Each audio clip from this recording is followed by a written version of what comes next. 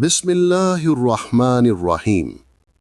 نہج البلاغہ سے اقتباس، حصہ اول، خطبہ نمبر 201۔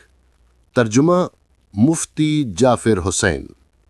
دنیا کی بے ثباتی اور زاد آخرت مہیا کرنے کے لیے فرمایا: اے لوگو، یہ دنیا گزرگاہ ہے اور آخرت جائے قرار۔ اس راہ گزر سے اپنی منزل کے لیے توشہ اٹھا لو، جس کے سامنے تمہارا کوئی بھید چھپا نہیں رہ سکتا۔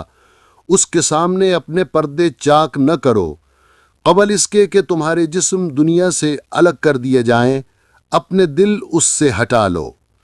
اس دنیا میں تمہیں جانچا جا رہا ہے، لیکن تمہیں پیدا دوسری جگہ کے لیے کیا گیا ہے۔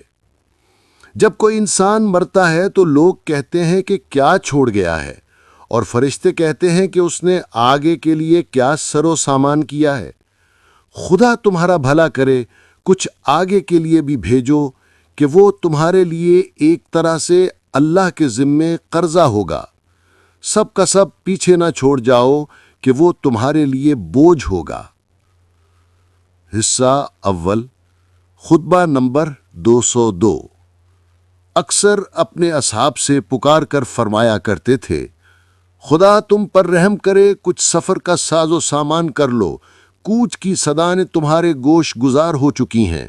دنیا کے وقفے قیام کو زیادہ تصور نہ کرو، اور جو تمہارے دس رس میں بہترین زاد ہے اسے لے کر اللہ کی طرف پلٹو، کیونکہ تمہارے سامنے ایک دشوار گزار گھاٹی ہے اور پرہول و خوفناک مراحل ہیں کہ جہاں اترے اور ٹھہرے بغیر تمہیں کوئی چارہ نہیں۔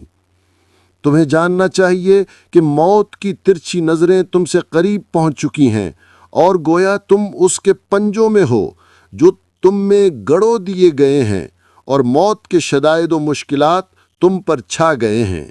دنیا سے سارے علائق قطع کر لو اور زاد تقوی سے اپنے کو تقویت پہنچاؤ۔ سید رضی کہتے ہیں کہ اس خطبے کا کچھ حصہ پہلے بھی گزر چکا ہے، لیکن اس روایت کے الفاظ پہلی روایت سے کچھ مختلف ہیں۔